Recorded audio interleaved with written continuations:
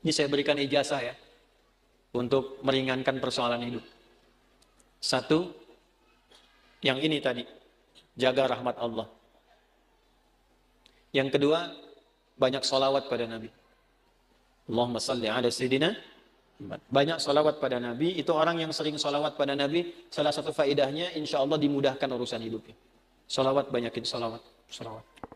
Dengan rasa cinta. Walaupun sekedar sholawat pun Allah berikan jawaban.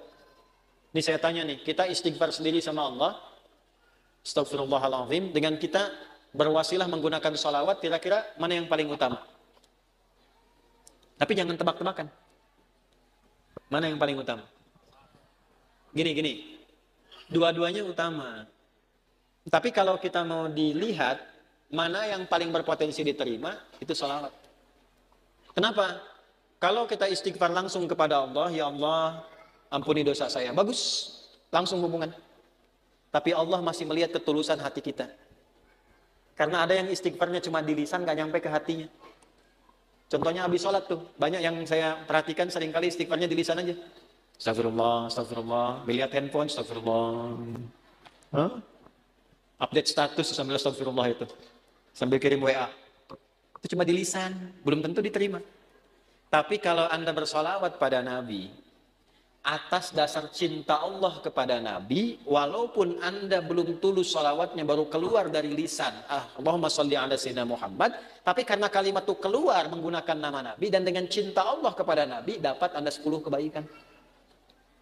Apa dalilnya? Man shalla alayya salatan wahidatan sallallahu alaihi asyra salawat. Siapa yang salawat kepadaku, Nabi nggak sebutkan. Mau salawatnya khusyuk, mau biasa-biasa. Penting keluar kalimat salawat, maka dibalas oleh Allah 10 kebaikan. Nah, di antara kebaikan yang Allah berikan itu ada rahmat di dalamnya. Ditemukan di mana? Di Quran surah kedua, di ayat berapa? 157. Al-Baqarah ayat 157. Bunyinya bagaimana? Ulaika alaihim sholawatun min rabbihim warahmah wa ulaika humul muhtadun. Ada orang-orang yang hidupnya dijamin oleh Allah mendapatkan sholawat dari Allah. Apa makna sholawat dari Allah?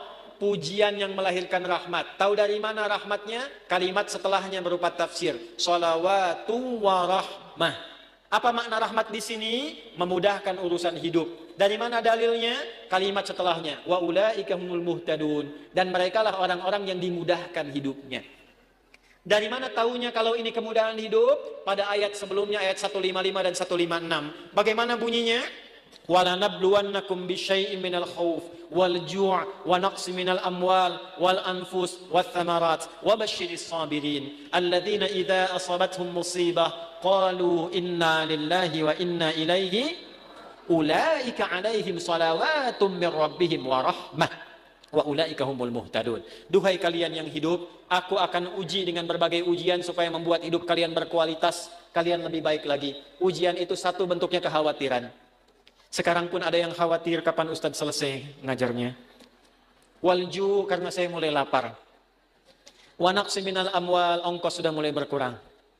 Wal anfus, ada yang sakit, ada yang meninggal. Wathamarat, ada yang hasil kerja kerasnya dibawa orang. Wabasyiris sabirin, berbahagialah orang sabar.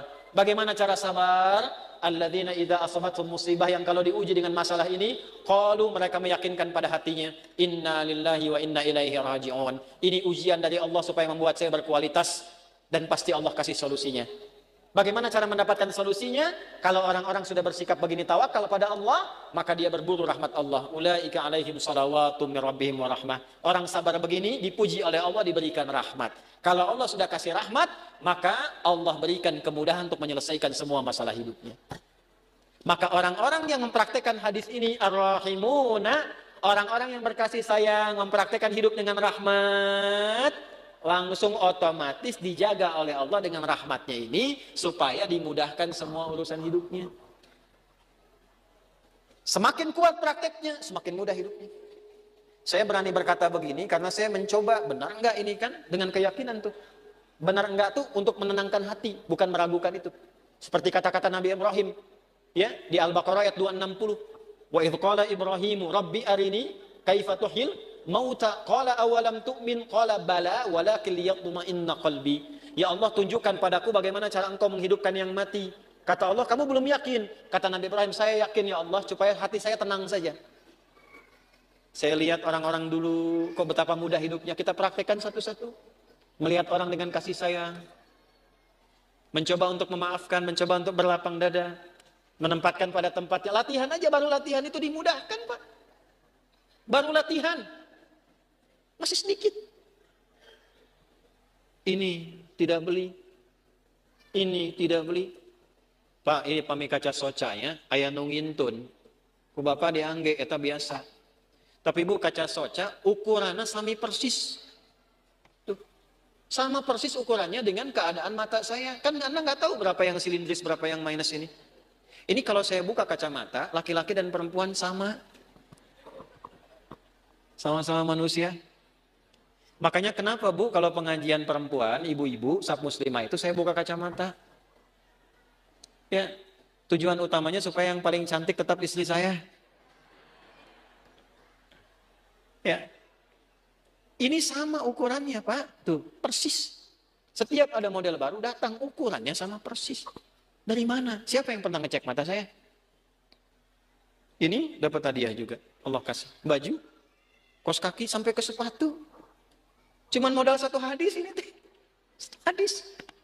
Cuman modalnya yakin punya Allah. Nah, eta teh modal yang paling utama tuh punya Allah. Gitu.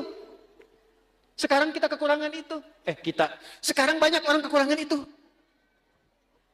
Jadi rasanya kurang merasa punya Allah. Coba tanamkan pada hati, saya punya Allah. Maka Anda tidak akan takut kehilangan jabatan, kalaupun harus jujur. Karena punya Allah. Qulillahumma malikal mulki tu'til mulka man wa tanzi'ul mulka mimman. Karena punya Allah jangan takut kehilangan harta kalau harus sedekah. Karena punya siapa? Allah. Makanya dekati Allahnya. Ittaqillaha haitsuma kunta wa atbil hasanata sayyi'atal hasanata ihfadillaha yahfad. Jaga Allah, Allah jaga kita.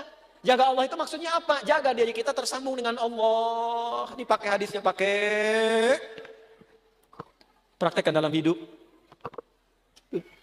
Saya bukan ingin nunjukkan, ini berhasil. Tidak, bukan itu. Kan bicara kalau mengalami itu enak gitu.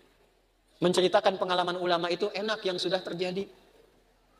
Dulu orang begini dijaga oleh Allah. Imam Nawawi itu selama hidupnya, 99% makannya diantarkan oleh ayahnya. Makannya cuma sekali malam, ba'da isya. Apa yang dimakan? Kue kering dengan zaitun. Minumnya sebelum subuh. Setiap hari sampai meninggal. Karena beliau meninggal duluan, bapaknya baru meninggal 7 tahun setelah Imam Nawawi meninggal. Saking bapaknya ingin jaga anaknya terhubung dengan Allah, makanannya dijaga. 1%-nya kalau diundang, ada jamuan dipastikan dulu halal. Nggak mau makan sendiri, yang lain diajak makan sama-sama. Imam Nawawi itu. Makanya sampai sekarang berkah, kitabnya masih kita jaga dan kita kaji. Sampai sekarang. Karena apa? Menjaga hubungan dengan Allah. Ya. Nah itu yang kedua. Kalau kita benar jaga dengan Allah melalui rahmat Allah, praktekkan hadis ini, insya Allah hidup kita pun dijaga, dimudahkan oleh Allah sesuai dengan kadar maslahat dunia akhirat kita.